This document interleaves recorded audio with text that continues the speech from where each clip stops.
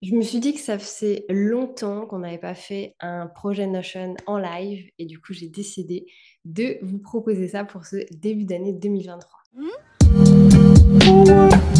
Donc aujourd'hui, j'ai envie de faire quelque chose qui est un petit peu hors de ma zone de confort. C'est pas forcément quelque chose que j'utilise au quotidien, mais très récemment, j'ai commencé en fait à en avoir l'utilité. Pour vous recontextualiser un petit peu, je fais pas de la prestation de service. Moi, je fais du consulting, ce qui veut dire que je ne produis pas des choses pour les gens. Néanmoins, c'est vrai que je produis quand même des espaces Notion. Donc je fais de la prestation de service, mais uniquement sur cette thématique-là. D'ailleurs, si c'est quelque chose dont vous avez besoin, n'hésitez pas à me le dire en commentaire ou sur Instagram. Mais très récemment, j'ai aussi commencé à faire un petit peu de prestation de service, de suivi de prestation de service pour des gens qui avaient besoin de techniques sur système.io. Donc tout ce qui va être tunnel de vente, page de capture, espace membre, etc. Donc bien entendu, je ne le fais pas toute seule, je le fais avec mon assistante Jade qui est complètement experte sur le sujet. D'ailleurs, n'hésitez pas à me dire dans les commentaires si des vidéos sur système.io vous intéressent. Si vous êtes là, vous êtes entrepreneur, que vous êtes amené à vendre des services, que ce soit de la formation en ligne, du coaching, peu importe, vous serez forcément amené par passer par l'étape page de vente, vidéo de vente, espace membre, etc. Donc, n'hésitez pas à me le dire si vous êtes intéressé. Et du coup, aujourd'hui, je vous propose qu'on se crée un espace de gestion de projet. Donc ici, ça va vraiment être gestion de projet en tant que prestataire de service. Donc concrètement, c'est un espace que vous pourrez donner, que vous pourrez communiquer aux personnes avec qui vous allez travailler.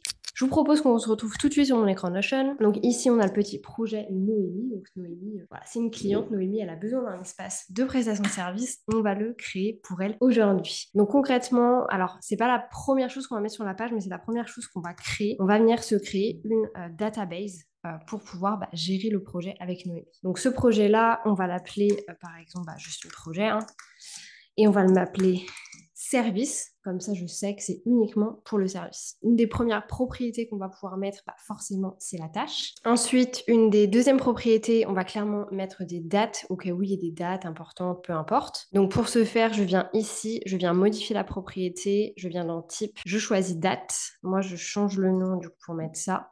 Et personnellement, je préfère jour, mois, année et format 24 heures. Donc ça, c'est fait. Ensuite, clairement, si on fait de la prestation de service et que potentiellement il y a de l'échange d'informations ou alors qu'il y a une équipe derrière, il nous faut une catégorie en charge. Pour ce faire, on va aller ici, on sélectionne personne et du coup, moi, je nous mets un petit en charge. Ce qui peut être intéressant aussi si on décide d'utiliser le format chronologie, c'est d'avoir la période de travail. Donc non pas les dates importantes, mais vraiment les périodes de travail. Donc on va aller juste ici, on resélectionne date, on met du coup période de travail et on vient remodifier comme ceci. Donc c'est vraiment différent de la date en particulier. Ensuite, clairement, on va se mettre un petit statut pour pouvoir faire un follow-up. Donc on va ici dans le plus, on va sélectionner état. Moi, je le renomme statut. Et ici, du coup, on va se mettre d'autres états, bien entendu. Alors, nous, on va faire par pas commencer. Forcément, moi, j'ai toujours le même code couleur, donc je le remets, je me permets. Ensuite, on va avoir en cours. Ça, c'est sûr. Après, étant donné que c'est de la prestation de service, on va mettre aussi à valider. Donc là, concrètement, quand c'est en format à valider, c'est que c'est la plupart du temps, en fait, à valider par le client. Et ici, on va pouvoir mettre terminé, tout simplement. Et voilà. Donc, on va se mettre un petit statut comme ça. On peut mettre le statut par défaut sur pas commencer, quoi qu'il arrive. Et d'ailleurs, pour pouvoir créer peut-être un follow-up un petit peu différent, on va également rajouter une checkbox. Donc, la checkbox, on vient la sélectionner juste ici. Rappelez-vous que maintenant, vous pouvez aussi changer les icônes si vous le souhaitez. Donc, si vous avez envie là d'avoir d'autres choses que la petite checkbox, vous pouvez le faire. Moi, je vais la laisser parce que je l'aime. Ah bah tiens, on peut mettre ça. On va mettre ça. Et là, je mets rien parce que dans tous les cas, la checkbox, on peut venir la mettre comme ceci. Donc ça, je trouve intéressant parce que nous, on va sans doute rajouter des filtres. Et moi, j'ai envie de pouvoir garder, même si c'est en terminé, avant de pouvoir vraiment l'enlever complètement, on va utiliser le filtre avec celui-là. On va rajouter également une catégorie commentaires sur tout ce qui va être les commentaires en fait importants, parce qu'on va mettre une autre catégorie commentaires à un autre endroit. Mais c'est vrai que les commentaires, voilà, s'il y a quelque chose qui doit être vu assez rapidement, autant que ce soit directement sur la base de données. Ok, je pense qu'on a déjà assez de propriétés. C'est assez pour moi. Vous pouvez en rajouter si vous le souhaitez. Par contre, ce qu'on va faire, c'est qu'on va faire des modifications de vue. Donc celle-ci, on va la renommer. On va l'appeler la vue classique. En fait, ça va être la vue par défaut.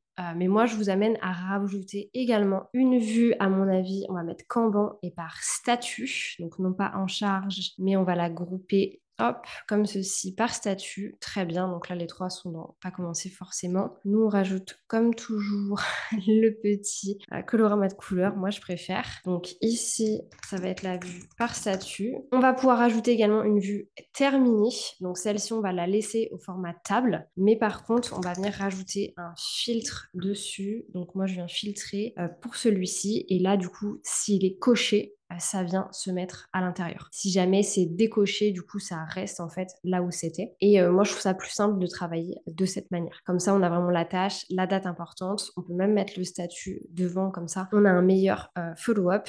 Et du coup, pareil, par statut, on aura ces infos-là. Et on peut rajouter des propriétés si on le souhaite. Moi, je vais rajouter les dates, je vais rajouter en charge. Et c'est tout. Je vais juste mettre comme ceci. Et là, ce qu'on peut faire aussi, c'est qu'on va rajouter un filtre. Si jamais c'est coché, du coup non, si jamais c'est pas coché, ça apparaît. Et si jamais c'est coché, ça n'apparaît pas. Comme ça nous permettra aussi, tout ce qui est dans terminer mais coché va disparaître par défaut. Donc on ne sera pas pollué par trop d'informations concrètement. Donc ici maintenant, on a un petit peu notre format. On va pouvoir faire des tests. Par exemple, ici, je pourrais mettre, voilà, page de capture numéro 1. Ça, par exemple, je sais pas moi, le lancement de ce truc-là, c'est le 12 janvier. Qui va être en charge? Par exemple, ça va être moi. La période de travail, étant donné que c'est pour le 12 janvier, potentiellement, ça va être fait entre le 5 et le 12, du coup. Donc là, on vient mettre une date de fin et pas forcément de commentaires. Et en fait, vous pouvez vraiment jouer avec ça tout du long. Donc, je vais en rajouter d'autres pour qu'on voit. Donc là, par exemple, j'ai rajouté trois autres choses. Donc, on pourrait changer les statuts aussi. Voilà, en cours, et ça, c'est à valider. Donc là, on a ces statuts-là. Donc, si là, je vais dans statut, je vois quel projet est en cours, quel projet est à valider. Donc là, potentiellement, votre client peut avoir accès que à ça. Et lui, du coup, il peut vraiment aller voir qu'est-ce qui doit être fait. Et ensuite, dans la vue terminée, elle est complètement vide. Donc là, si je vais en terminer, il ne disparaît pas. Nous, ce qu'on va faire, c'est qu'on rajoute un filtre. Donc si là, c'est non coché, ça reste. Par contre, si c'est coché, ça disparaît. Et ça va venir se mettre dans la vue terminée. Donc ça permet de garder tous les projets d'un côté et d'avoir vraiment les projets en cours dans la vue, en fait, complètement classique. Donc une fois que vous avez fait ça, ça vous permet très brièvement, en fait, très simplement d'avoir un suivi de vos projets. Néanmoins, moi, je vous amène également à créer une template à l'intérieur. Donc on va aller ici, on va aller dans Nouveau modèle. Moi, clairement, je mets toujours la même chose, hein, vous n'allez pas être étonné, une petite to-do list, parce que ça permet d'avoir accès, encore une fois, très rapidement à ce qui doit être fait. Donc là, voilà, on peut se mettre des petites checkbox, comme ça, on peut venir rajouter des petites choses si nécessaire. Et par contre, vous pouvez aussi très bien, pour les plus gros projets, réintégrer une gestion de projet à l'intérieur. Parce que potentiellement, un des projets qui est là va être finalement un très gros projet et il a lui-même, en fait, besoin d'avoir sa propre gestion de projet. Donc là, ce qu'on peut faire, c'est qu'on peut recréer, en fait, une database.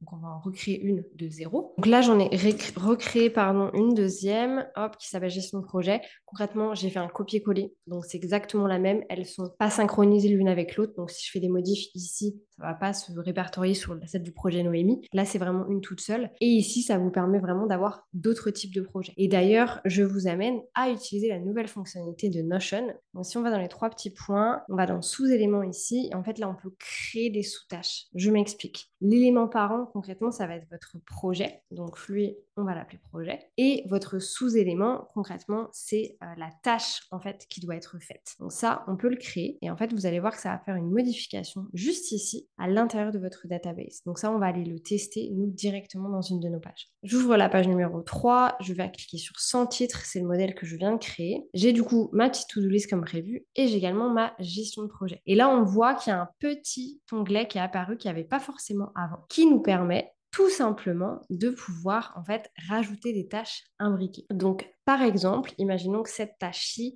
s'appelle, là je suis dans page de vente, donc ça serait copywriting. Ok, je prends ces exemples-là parce que c'est ce sur quoi je suis en train de bosser en ce moment. Et en fait, à l'intérieur de copywriting, moi je vais pouvoir rajouter quelque chose. Donc là, par exemple, ça serait le copywriting de la page de vente. Et une autre des tâches imbriquées, ça serait le copywriting du bon de commande, par exemple. Donc ici, là c'est un peu non esthétique parce que je suis sur une propriété comme celle-ci.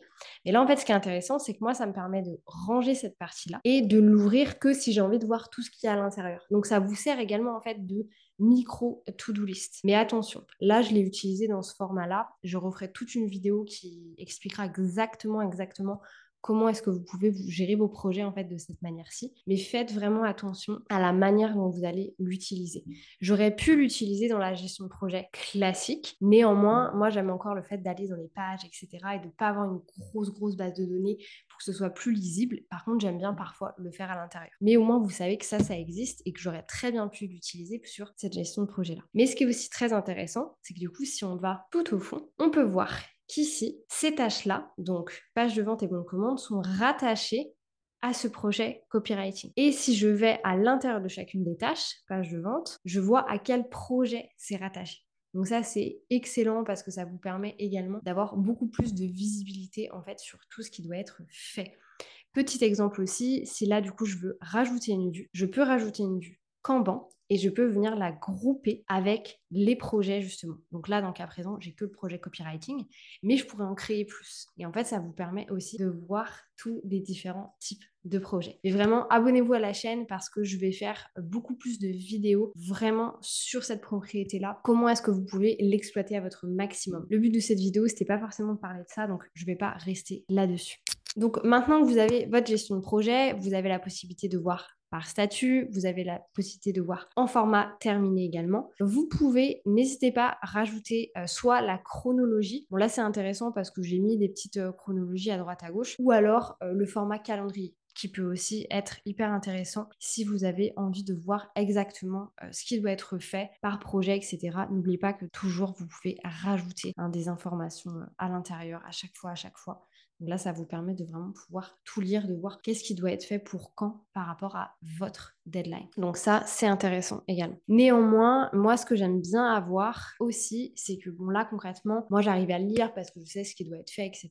Mais je trouve ça très chouette aussi d'avoir des espaces qui sont hyper simplifiés, où on peut avoir les informations très rapidement. Je m'explique. Aujourd'hui, il n'y a que 3 tâches dans cette to-do list. Imaginons, demain, il y en a 10, 20, 30, beaucoup plus. Et forcément, vous ne travaillez pas surtout en même temps. Il y a des projets qui sont là en format idée, qui ne sont pas commencés, et il y en a plein qui sont vraiment en cours. Donc moi, ce que je trouve intéressant de faire, c'est de rajouter, pourquoi pas, un petit encadré au-dessus de tout pour vraiment la gestion de projet. Genre, quels sont les projets en cours. Donc là, je viens rajouter un format comme celui-ci. Et en fait, ce qui veut dire que là, on va vraiment pouvoir mettre uniquement les projets en cours. Imaginons que le projet le plus important, c'est la page de capture du coup numéro 1. Ce que je peux venir faire ici, c'est tout simplement venir rechercher une page et venir chercher en particulier cette page-là. Donc là, par exemple, j'ai mis celle-ci en top de ma liste, ça me permet de vraiment cliquer dessus directement et de pouvoir avoir mon projet en fait accessible tout de suite.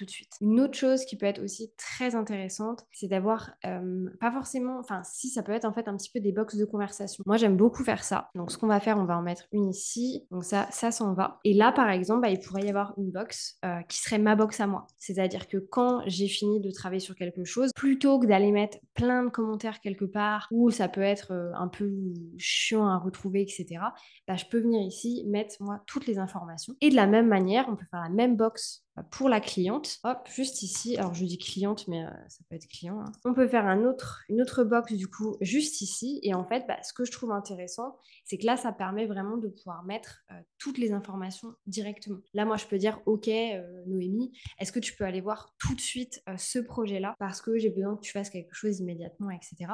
Parce que c'est vrai que sur Notion, quand on travaille avec beaucoup de personnes, et moi c'est le cas, j'ai beaucoup de, vous savez, de la notification, dernière modification.